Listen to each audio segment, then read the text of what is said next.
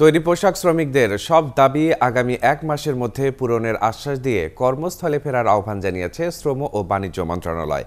একই সঙ্গে বেতন কাঠামোতে কোনো অসঙ্গতি থাকলে তা চলতি মাসের মধ্যেই সংশোধনেরও প্রতিশ্রুতি দেওয়া হয়। মঙ্গলবার পোশাক শ্রমিক মালিক ও সরকারের ত্রিপক্ষীয় বৈঠক শেষে এ সিদ্ধান্ত হয়। তবে এরপরও আন্দোলনের নামে নৈরাজ্য তৈরি করলে কঠোর ব্যবস্থার হুঁশিয়ারি দেন বাণিজ্যমন্ত্রী। আরও জানাচ্ছেন কাবেরী মৈত্রেয়।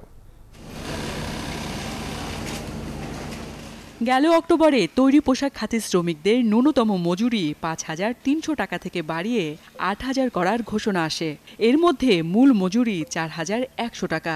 এর সাথে যোগ হবে বাড়ি ভাড়া, চিকিৎসা, যাতায়াত ও খাবার ভাতা। চলতি মাস থেকেই এই মজুরি পাওয়ার কথা ছিল শ্রমিকদের। তবে শ্রমিকদের অভিযোগ, ন্যূনতম মজুরি কম রাখতে অনেক কারখানায় মূল মজুরি কম দেয়া হচ্ছে। এ নিয়ে গত 4 দিন আন্দোলন চরমে ওঠে।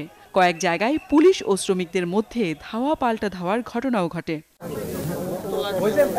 এই পরিস্থিতিতে মঙ্গলবার মালিক ও শ্রমিক পক্ষকে নিয়ে জরুরি সভায় বসে শ্রম ও বাণিজ্য মন্ত্রণালয়। বৈঠক শেষে শ্রম প্রতিমন্ত্রী জানান, মজুরি কাঠামোতে কোনো অসঙ্গতি থাকলে তার নিরসন সহ পোশাক শ্রমিকদের সব দাবি আগামী 1 মাসের মধ্যে পূরণ করা হবে। জানুয়ারি মাসের 1 তারিখ থেকে তার কার্যকারিতা হবে। কোন শ্রমিকের মজুরি বেসিক বা গ্রস কমবে না।